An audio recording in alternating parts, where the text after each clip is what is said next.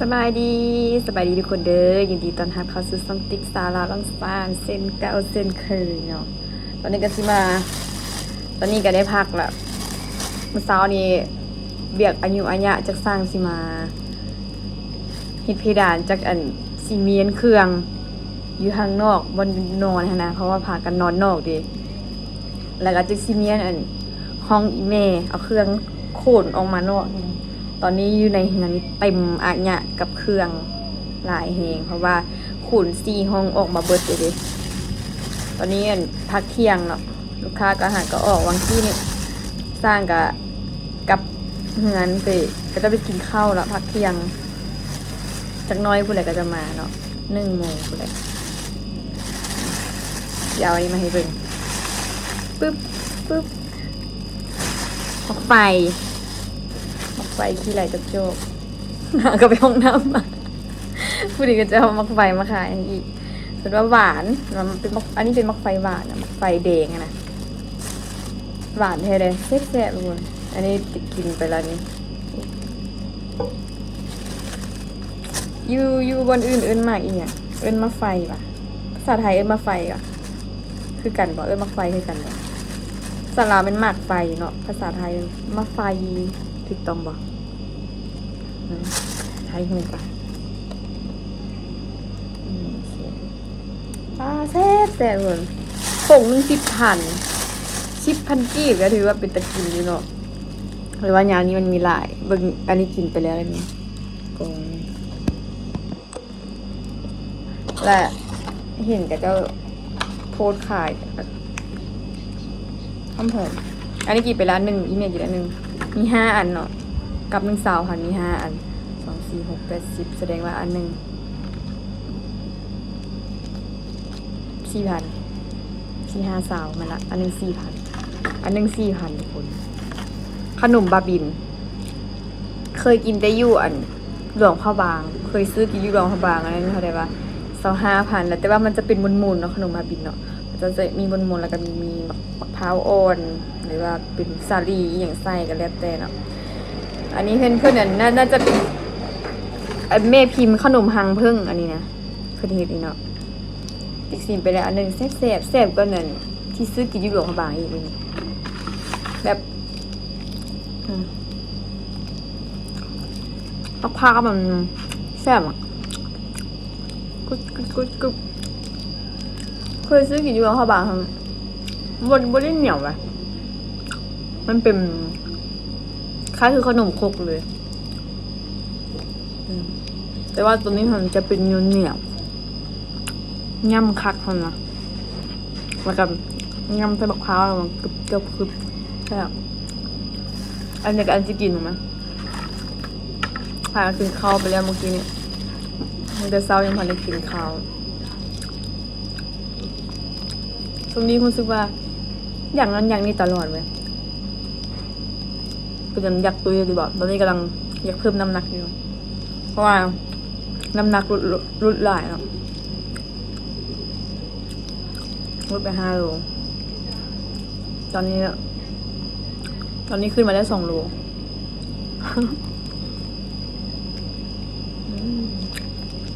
อันนี้ก็แซ่บมันจะเกินแต่ดึงกัน2ไปเลยนี่กำลังตู้แช่จัดเครื่องเข้าจนล้นเบียร์นี่เบียร์ลาวนี่ใช้ได้แต่2 ลังหนึ่งจะมี12 แก้วใช้ได้แต่2 ลังเลยเต็มมันว่าจะให้อีพอปรับขนาดสั้นมันให้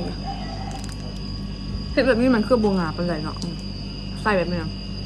เห็ดตั้งแบบนี้ละงานอันนี้เต็มตู้แช่เลยค่อยขยายไปเท่าน้อยค่อยซื้อไปเท่าน้อยเขายังอยากได้เตาแก๊สอยู่กับประตูอาหารยังไม่เกิดปะเนี่ย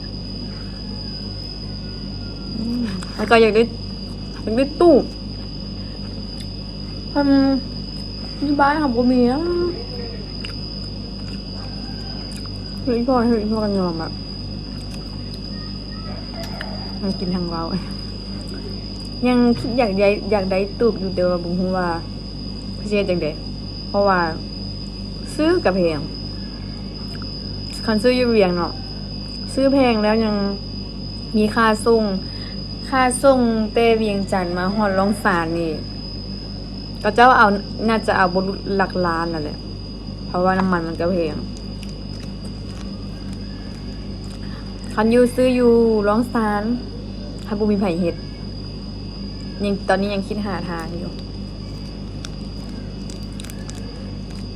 อยากได้ตูบมาอีกจาก2ตูบมานะเพื่อยมากระทวงอยากได้ตูบเข้า2ตูบกับเตาแก๊สคือว่าโอเคแหละ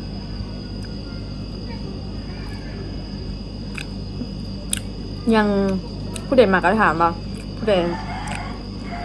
หาเฮ็ดตูบคันที่จ้างน้อยก็จะทำบ่อย่างเฮ็ดเอาคันเฮ็ดเขาก็พัดเอาค่ามือแพงสินะแบบว่าเฮายังงบบ่หลายแต่ว่าอยากได้แต่ว่ายังงบบ่หลายเทื่อก็ยังแบบปิ่นแบบตัดสินใจบ่ได้เทื่อนะว่าสิเอาแบบใดแต่ว่าแผนแล้วว่าแผนเวลาว่าจะเอาตู้อีก2ตู้เนาะเดี๋ยวสิลองไปถามมีผู้นึงแนะนำว่าลองไปถามเบิ่งกันแต่ว่าบ่ฮู้ราคาแต่ว่าเราห้ามเฮ็ดว่าซั่นเราห้ามเฮ็ดแต่เราเฮ็ดให้มันเป็นห้างแต่ว่าตู้นั่งแบบนี้น่ะเดี๋ยวของติ๊กเฮ็ดเองนะบ่แน่ใจว่าเราจะเฮ็ดบ่แต่ว่าคันสั่งก็เจ้าก็น่าจะเฮ็ดแต่ว่าราคานี้ยังบ่ฮู้สิลองไปถามกับเจ้าเบิ่งว่าแพงบ่นะคันว่าเฮาฮู้ราคาแล้วเฮาก็เริ่มเก็บเงินเนาะเก็บเงินเก็บทุนเฮาแหละไปซื้อมาซาเลียใช้ค่าขนส่งจากเวียงจันทน์กับบ้านเฮานะตัวใดมันสิถูกกว่าตอนนี้ยังคิดอยู่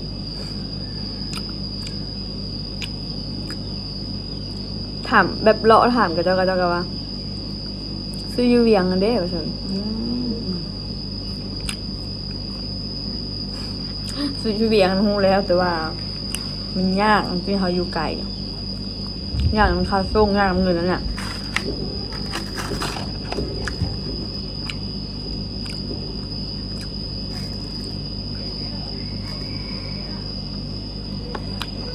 พากันนอนสวดไปละอีพ่ออีแม่กับสุมฤทธิ์เนาะเดี๋ยวจะเป็นนั่งเฝ้าหาน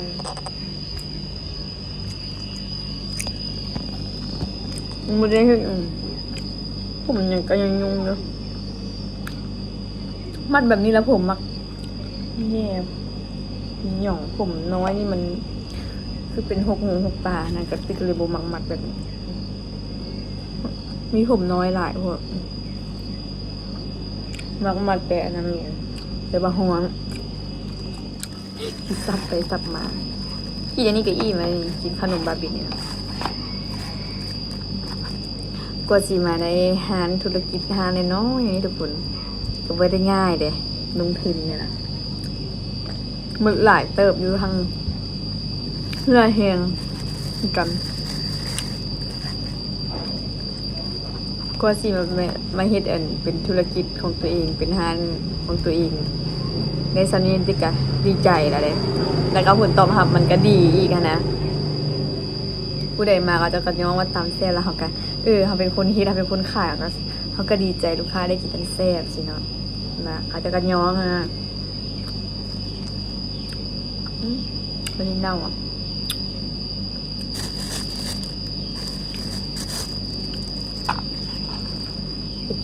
ติกะเวียกแรกๆกะเสิร์ฟเป็นพนักงานเสิร์ฟตอนเฮียนอะสมัยเฮียนมาเว้าเรื่องตะกี้ฟังกว่าสิมาแบบ ออนมือนี้เนาะแต่กับบทันได้ถึงขั้นว่าประสบผลสำเร็จเนาะแต่ก็ดีกว่าแต่เก่าหลายแบบเขาบ่ได้ไปเป็นลูกน้องไผนะบ่ได้ไปเป็นลูกจ้างอะไรต้องนะทั้งชีวิตนี้ เล็กน้อยจนง่ายมีจะไปเป็นลูกน้องกับจะเป็นลูกจ้างกันตอนนี้เอาเฮ็ดน้อยเฮ็ดหลายกะต้องเก้าเงินเดือนก็ขึ้นอยู่ขึ้นน้อยนึงตะกี้สมัยเฮียนอยู่มอต้นเนาะที่จะไปขายเครื่องน้ำตุ้ย่าน้ำมันเป็นไงวะน้ำน้องสาวของพ่ออีพ่อน้องสาวของพ่อเฒ่าเลยกับอยู่บ้านนี่แหละเนาะอยู่ตลาดเก่าแต่กี้อีพ่อแม่ก็มีฮานเนี่ยแล้วขายออกไปอยู่เวียงเขากลับมาตะกี้กลับไปกลับมาเนี่ย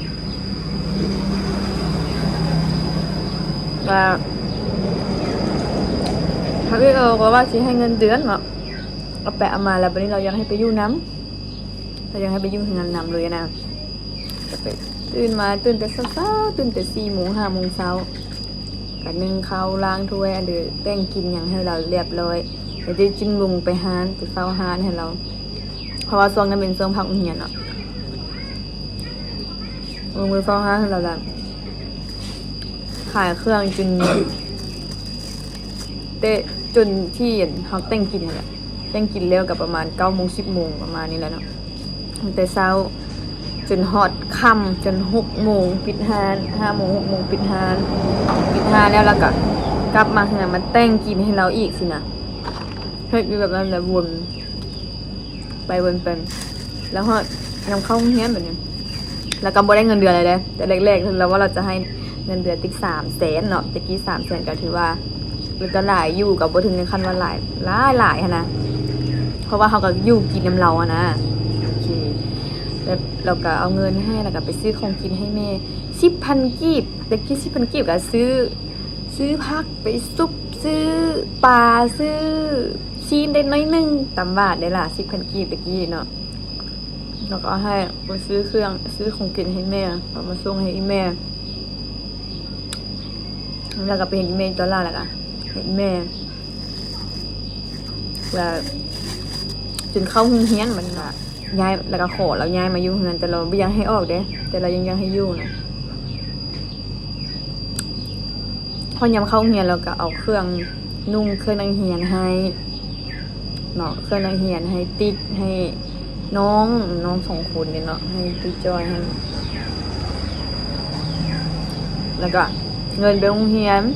2,000เอากี่น่ะโรงเรียน 2,000เขามันจีบก็ถือว่าได้หลายก่อนที่ติ๊กได้นำแม่จะให้แต่1,000 กีบไปโรงเรียนแล้วเที่ยวเอาบัดนี้เนาะตื่นเช้ามาแล้วไปขายเครื่องแล้วคันว่ายามโรงเรียนเลขมาละมาเนาะอันคันว่ายามเข้าโรงเรียนจะไปโรงเรียนเลิกโรงเรียนตอนสวยแล้วก็ไปขายเพื่อนว่าเลิกโรงเรียนตอนแรงเลิกโรงเรียนแต่แบบตอนแรงก็3 โมงครึ่งเนาะเลิกโรงเรียนแล้วก็ไปขายเพื่อนไม่กันนั้นแหละแล้วต่อมาก็บุอยากไปขายเหมือนกันเนาะบุอยากไปขายเราละอยากไปเฮ็ดอยู่เวียงแล้วก็ไปอะไรก็ไปเฮ็ดซื้อตะกี้พี่น้องเฮ็ดอยู่ฮานนั่นน่ะล่ะฮานนั่นฮานตำว่ามันมีอยู่2 สาขาทุกคนผู้ใดฮู้จักในบ่เนาะอยู่อุดรหรือหนองคายนี่แหละสาขาก็จะอยู่หั่นเนาะสาขา1บ่หรือว่ามีหลายเดี๋ยวนี้บ่ฮู้ว่ามีหลายสาขาแล้วบ่ตะกี้มี2 สาขาแบบแต่ว่าแล้วก็มีสาขาอยู่ลาวคืออยู่เวียงจันทน์อยู่แคมป์ของเอาไปให้ดูฮันเป็นพนักงานเสิร์ฟไปเฮ็ด3 เดือนแต่บ่ได้บอกกับเจ้าว่ายังเฮียนเพราะว่าก็เจ้าบ่อยากรับเนาะแบบว่าส่วนหลายก็มีแต่นั่งเฮียนแบบว่าพักปิดเทอมจังซี่เนาะพักแรงนะปิดเทอมแล้วก็ไปสอบเวียกเฮ็ด3 เดือนเนาะก็จะปิด3 เดือนเข้าโรงเรียนเด้อยู่ลาวอยู่ประเทศลาวนี่จะปิดเทอมกลางเดือน5เนาะหรือว่าท้ายเดือน5เดือน6เดือน7เดือน8เดือน9เริ่มพัก3 เดือนเนาะเดือน9นี่เริ่มเปิดเทอมใหม่วันที่1 เดือน 9แล้วมันเข้าโรงเรียนสิเนาะบัดนี้มีเวลาอยู่3 เดือน เขาก็มีเวลาเฮ็ดเวียกอยู่3 เดือนเนาะแล้วก็บ่บอกกับเจ้าว่ายังเรียนส่วนหลาย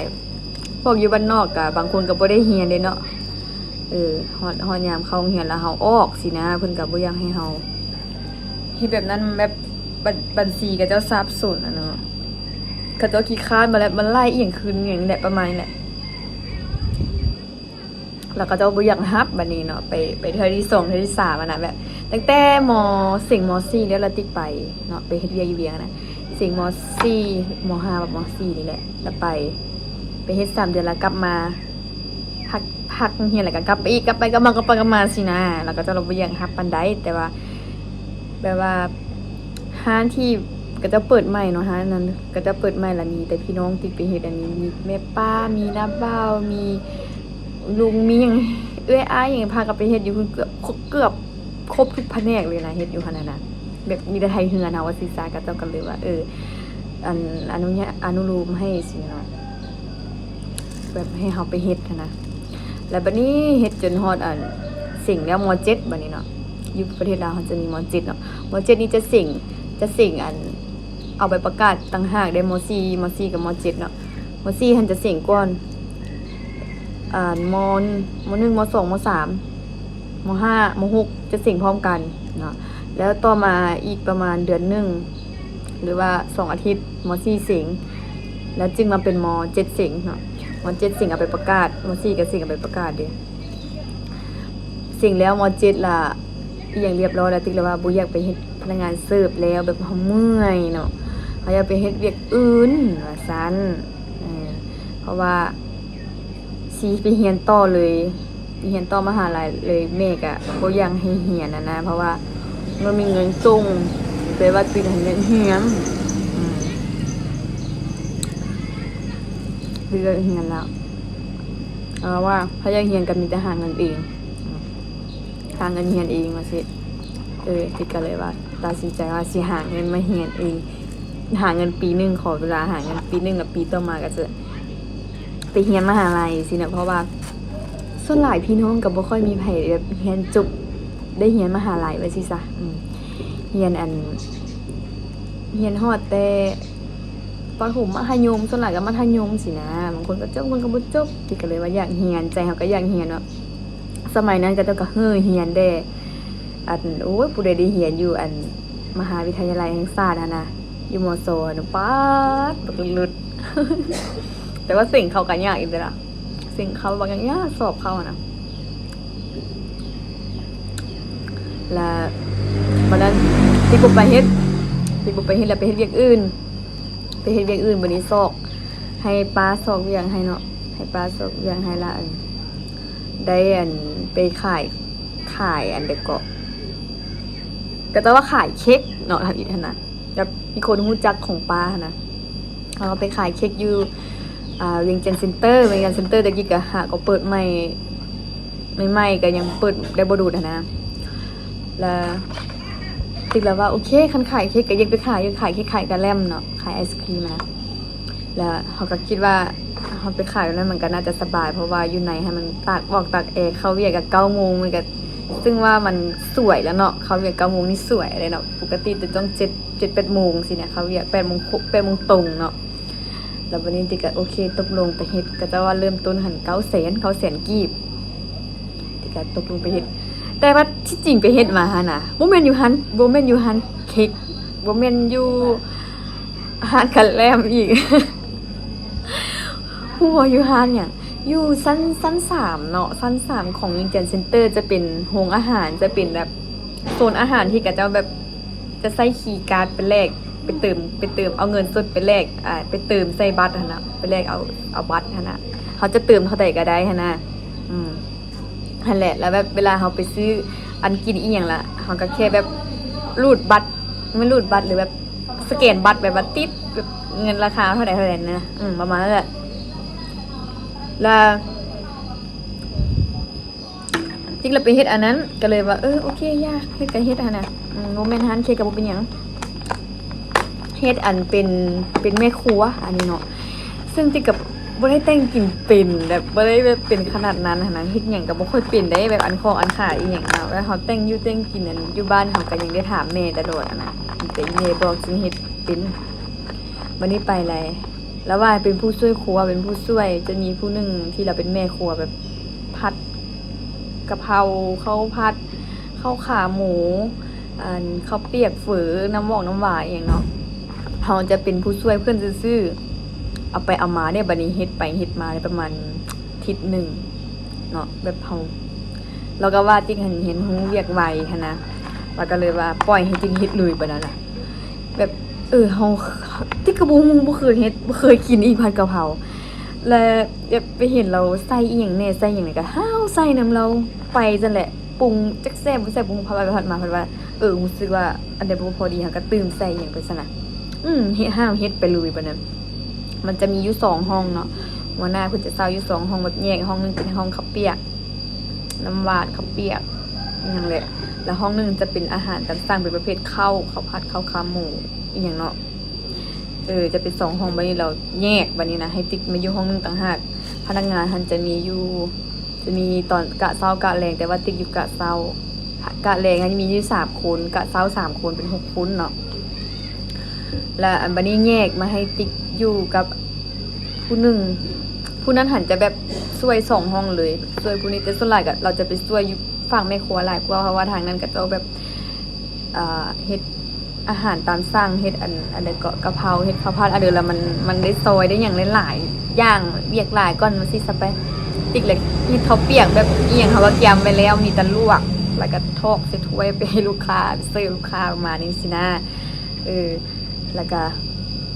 เฮ็ดผู้เดียวเลยบัดนั้นน่ะน้ำซุปอีหยังก็เจ้าบอกว่าเฮ็ดเอาอันนี้ใส่อันนี้ใส่อันนี้ใส่แล้วก็แล้วปรุงติ๊กก็เฮ็ดตามนั้นก็เฮ็ดตามก็เจ้าเฮ็ดมาเลยแล้วเอาไปเอามาแล้วเราเป็นแม่ครัวซะ เป็นแม่ครัวแบบว่าด้วยแบบฮู้ตูหั่นน่ะแบบจะใส่เฮ็ดหยังล่ะเขาก็เฮ็ดไปเลย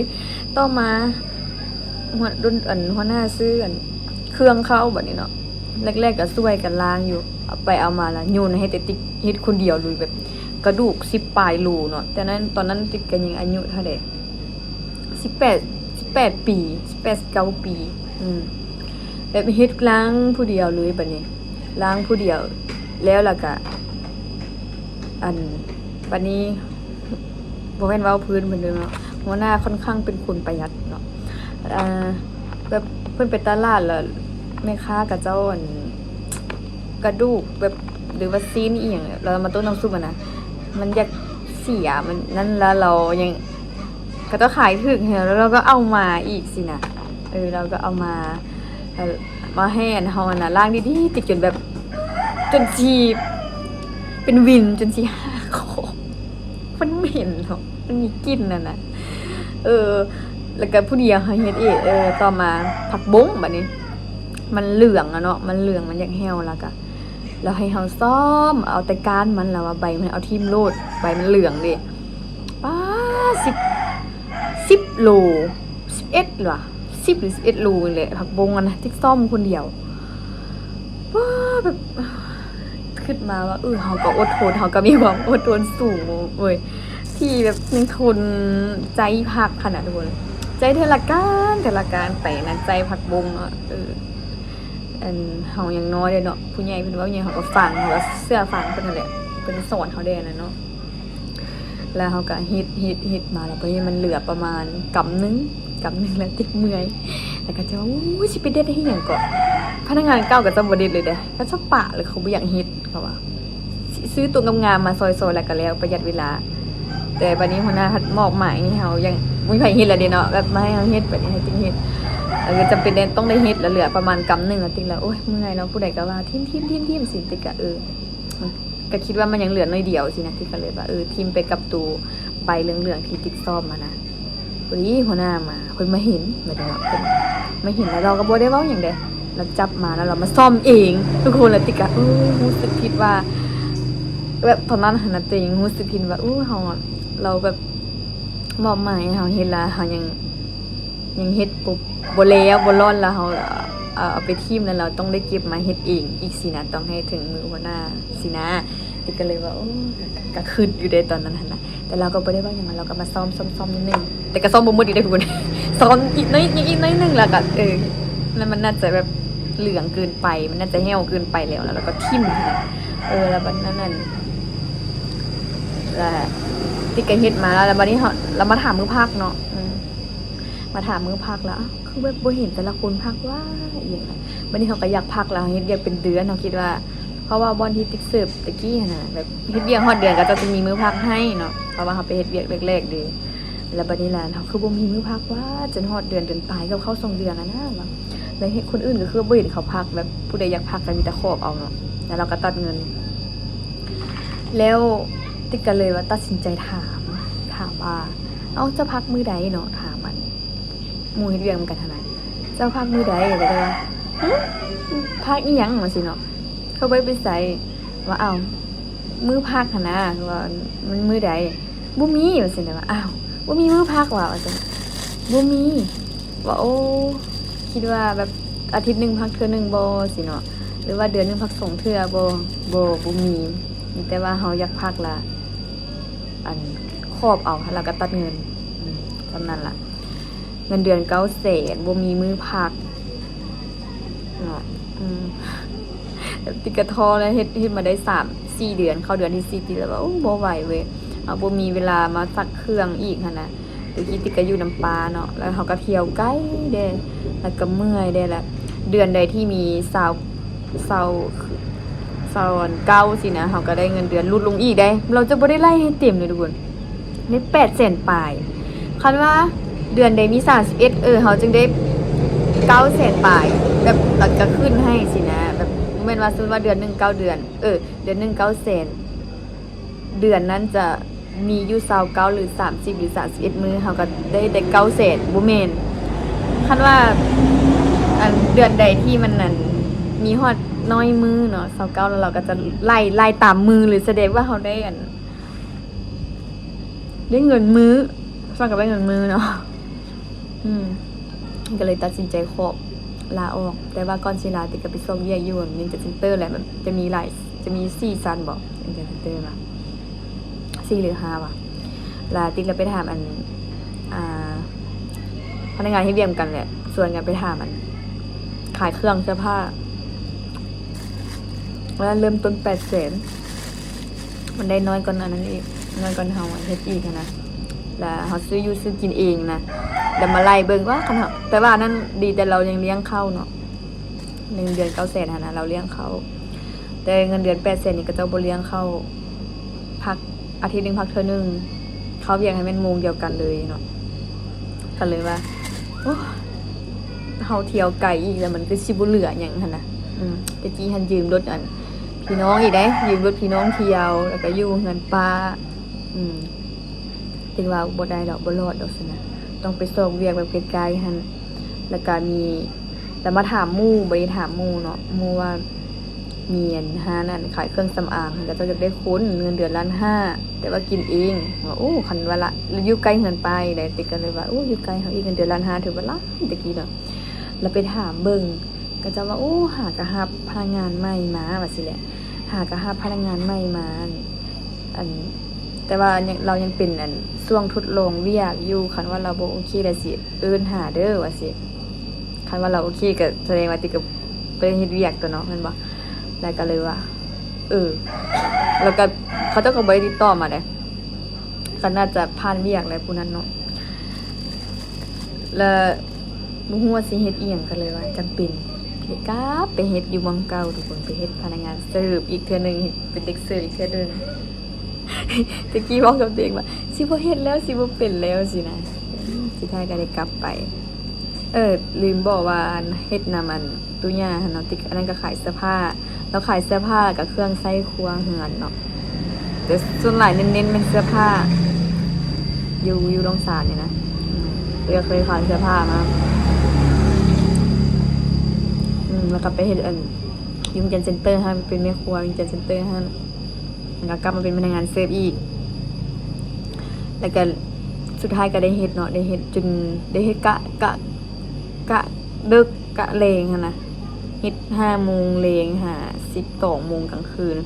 ถ้าว่ามีลูกค้าก็จะยังบ่ออกเฮาก็ต้องได้ OT ชั่วโมงละ20,000 กีบอยู่ฮอด1 โมง2 โมงก็อยู่ นะแต่กี้นะเท่าที่เฮ็ดเวียงมาถึงแล้วว่าพนักงานเสิร์ฟเลยเมื่อยสุดแล้วสิเจออีหยังก็อย่าเป็นพนักงานเสิร์ฟต้องได้รับก่อนอาหารแซ่บบ่แซ่บลูกค้าตำหนิติชมแม่นพนักงานเสิร์ฟจะได้อยู่เพราะว่าจะอยู่อาหารเลยเนาะจะได้บริการลูกค้าเลยจะไม่ได้รับก่อนหมู่อาหารบ่แซ่บก็อย่าทั้งที่เป็นครัวเฮ็ดพนักงานเสิร์ฟก็ถูกด่า นั่นแหละคนล่าเฮ็ดเวียงม่วนๆทุกคนเฮ็ดเวียงจะกินนี่ม่วนเลยแบบเงินนี่ได้ติปนะป้าสะอ่อนกันนะตะกี้ห่างเนาะช่วงตอนนั้นน่ะหาเงินได้ดีเด้แต่ว่าเฮาก็คิดแค่ว่าอยากได้เงินอันอีหยังก็จ่ายค่าเทอมอะนะเฮาอยากเรียนเฮาก็เกียมไม่ได้เนาะเกียมเงินซื้อเครื่องนักเรียนเกียมเงินค่าเทอมเฮาก็ไปเลาะสิ่งแต่ละอันหลังจากที่ติดเฮ็ดเวียกพนักงานเสิร์ฟเนาะมาได้ปีนึงแล้วบัดนี้ก็เจ้าก็เริ่มเปิดเทอมใหม่ของมหาลัยกันเลยไปอันใดสอบเข้าหั่นนะไปเสิ่งเข้าหั่นนะติก็เลยว่าไปเลาะสิ่งแต่ละโรงเรียนติดสิ่งจากโรงเรียนวะมสนี่ก็ลองสิ่งแต่ว่าคิดว่าน่าจะบ่ได้ดอกแต่ว่าลองสิ่งเพื่อว่าเฮาจะบ่ได้เสียใจว่าเฮาบ่เคยไปสิ่งสินะตะกี้เนาะแบบติดยากสมัยติดนะแล้วก็เบิ่งตอนไปสิ่งจากโรงเรียนว่า1 2ไปสิ่ง3โรงเรียนแล้วได้โรงเรียน1แล้วอีกโรงเรียน1หั่นผลยังบ่ออกล่ะแล้วติดเฮาดีใจเนาะเฮาอยากเรียนหั่นนะทุกคน เข้าใจว่าหมู่หั่นไปปี2นะติคันยังอยู่ปี1ค่ะก็เริ่มเข้าปี1หั่นนะแล้วเฮาความที่เฮาดีใจเฮาตอนเห็นผลนั้นผลสิ่งหั่นน่ะผลสอบออกมาว่าติดหั่นน่ะดีใจแท้ว่าทุกคนแล้วก็ไปเบิ่งค่าทอกค่าเทอมอะไรทำไมเครื่องนักเรียนสุดนักเรียนอยู่หั่นก็จะให้ซื้อติ่นซินเนาะมันจะมีติ่นซินของแต่ละโรงเรียนจะบ่คือกันได้ซื้อติ่นซินหั่นและอีกโรงเรียนนึงหั่นที่ก็บ่ได้ไปเบิ่งอันนั้นเลยบ่ได้ไปเบิ่งอันเขาเอิ้นอีหยังผลอันเดียวก็ผลสอบล่ะที่ก็บ่ได้ไปเบิ่งเลยเพราะว่าเฮาเลือกโรงเรียนนี่แหละหั่นนะตอนเพิ่นไปถามหั่นนั่นว่าจะท่าโรงเรียนนั้นแล้วโรงเรียนทำอีกหั่นที่ติ๊กๆหั่นนะที่เรียนหั่นแหละที่ติ๊กเรียนหั่นแหละก็จะว่าคันว่าบ่มาลงทะเบียนมื้อนี้เนาะกำหนดแล้วก็สละสิทธิ์สินะที่ก็เลยตัดสินใจว่าไปจ่ายค่าเทอมเลยซะแต่ว่าก่อนนั้นที่ไปจ่ายค่าเทอมเนาะที่ก็ทอนเงินบ่แม่นเงินเดือนเอาเงินติปเงินทิปน่ะเงินทิปข้าวให้เนาะทอนเงินสำหรับเป็นคนไทยเนาะก็จะใจดีทุกคนสำหรับคนไทยมักมากินได้หานั่นนะก็จะก็เอาทิปให้อย่างนั้นก็จะก็เป็นคนนิสัยดีนะเจอลูกค้าทุกรูปแบบเลยเป็นพนักงานเสิร์ฟมันบางคนดีก็ดีบางคนนั้นใจหายก็ใจหายแล้วติกะแบบป้อนเซตุหมูเนาะหลังจากที่ไปอยู่น้ำปลาแล้วติกะย้ายออกติพอมีเงินแล้วติกะย้ายออกมาเพราะว่าจริงเฮ็ดกะดึกแหละเราตื่นตอนดึกมาล่ะเรานอนบ่หลับเลยติเกรงใจเนาะเกรงใจแล้วก็เลยว่าขอออกมาอยู่ห้องแถวกับหมู่เนาะห้องเช่านะห้องแถวกับหมู่3คนก็คือมีสาวแอกเนี่ยผู้นึงแล้วก็มีหมู่อีกผู้นึงเนาะอยู่3คนละสาวเอกละกลับบ้านเหมือนกันเนาะติกแล้วไปทุบตู้หมูมาแรกติกว่าตู้หมูแบบเฮากระปุกออมสินขนาดทุกคนติกแล้วป้อนเงินเสร็จทุกมื้อที่ติกได้นะบ่ต่ำกว่า100,000 150,000ตะกี้150,000หลายได้บ่ต่ำกว่า150,000มื้อ2-3 แสนป้าตะกี้ถ้ามาเทียบเดี๋ยวนี้ก็ 4-5 แสนเดี๋ยวนี้หั่นแหละเนาะกีบดอกเงินกีบหรือว่าเป็นเงินนั่นเงินบาทลูกค้าคนไทยเอาให้เนาะ100 บาทบ่สิ50 บาทบ่สิเนาะบางคนก็เจ้าก็ถูกใจก็ต้องให้เป็นพันก็มีทุกคน1,000 บาทนะแล้วก็ติกละปอนใช้ตัวหมูหันแล้วบัดนี้บัดสิแบบมื้ออื่นนี่ไปจ่ายค่าเทอมเนาะติกละไปทุบหมูทั้งสิหัวทั้งสิให้แต่ว่าสิให้หลายกว่าทุบออกมาบ่มีเงินเหลือจากใบเหลือใบ1 เหรียญใบ1 เหรียญ1 ดอลใบ1 ดอลลาร์ที่ติ๊ก ยอดใส่แบบเป็นขวัญน่ะแรกๆที่ติ๊กซื้อตัวหมูมานะก่อนใส่เห็นแต่ใบนั้นกับใบ100 บาทใบหนึ่งกับใบแสนกีบใบหนึ่งซ้ำนั้นการนั้นบ่เห็นเลยเงินจะแบบจะสิให้เขาป้อนมาคันว่าอันไล่เป็นเงินได้ที่ก็บ่ได้จดไว้เนาะแบบว่าเฮาป้อนมื้อใดมาหั่นนะประมาณเดือนหนึงเกือบฮอดเดือนบ่ฮอดเดือนสำหรับทุกคนประมาณนั้น20ใบมื้อนี่นะ20กว่าวันติ๊กป้อนที่จะไปจ่ายค่าเทอมมานะและอันทุบออกมาแล้วบ่มีเงินป้าแบบจะสิให้เลยนะตอนนั้นน่ะบ่แล้วเขาสิเอาเงินใส่ไปจ่ายค่าเทอมมันบ่ล่ะแบบเงินนั้นที่เงินเดือนหั่นน่ะแม่นติ๊กเอาไว้จ่ายกินแล้วเงินอันที่พันน่ะว่าเอาไว้จ่ายค่าเทอมของแม่ตอนนั้นน่ะเฮ็ดจังซี่ได้ แล้วบัดนี้เงินเดือนเฮาก็เบิดเนาะเงินเดือนเฮาจ่ายกินหยังนะเพราะว่าจะได้จ่ายค่าห้องเดะนะจ่ายค่าห้องค่ากินเฮาเดะแล้วเฮาไปซื้อเครื่องนังเรียนอีหยังอุปกรณ์การเรียนเฮาเดะและเงินที่พันแม่นติ๊กเขาจะทอนตั้งใจทอนว่าจ่ายค่าเทอมบัดนี้มันบ่มีทุกออกมาบ่มีเนาะคันว่ากะได้ก็ประมาณนั้น 2-3 ล้านนี่แหละทุกคนที่เสียไปหั่นนะแต่ว่าที่บ่ได้จดไว้เนาะแต่กะว่าหั่นนะเพราะว่าเฮาป้อนมื้อละ2-3 แสน2-3 แสนบางมื้อก็4-5 แสนก็มีแล้วต่ำสุดแม่น150,000เด้เนาะได้ประมาณ 2-3 ล้านได้20ไปมื้อหั่นนะที่ติ๊กทอนหั่นนะจะบ่มีหยังสิเฮ็ดบ่มีหยังสิเฮ็ดโอ้ยทุกคนค่ะสิเล่าเรื่องตัวเองก็ยาวๆเว้ามาหลายยาวทุกคนตัวสิมาเฮ็ดอีหยังของตัวเองแบบนี้นะเนาะติ๊กพานอันเฮ็ดเวียกหลายอย่างมาแล้วอันนี้ยังเว้าบ่จบเด้นี่นะยังเว้าบ่หมดเลยว่าเฮ็ดเวียกอีหยังมาแน่เห็นลูกค้าโทรมาสั่งตามนัดเดียวครับสายกับเจ้ากันเด้อ เดี๋ยวมีเวลามาเว้าต่อคลิปนี้จะแบบเว้าว่าอันเป็นอันคลิปจังได๋ว่าชีวิตของติ๊กเลยบ่ว่าเพราะว่าตั้งแต่นั่งเว้ามานี่มีแต่อันชีวิตตะกี้เลยเนาะเดี๋ยวหาสายลูกค้าก่อนเด้อ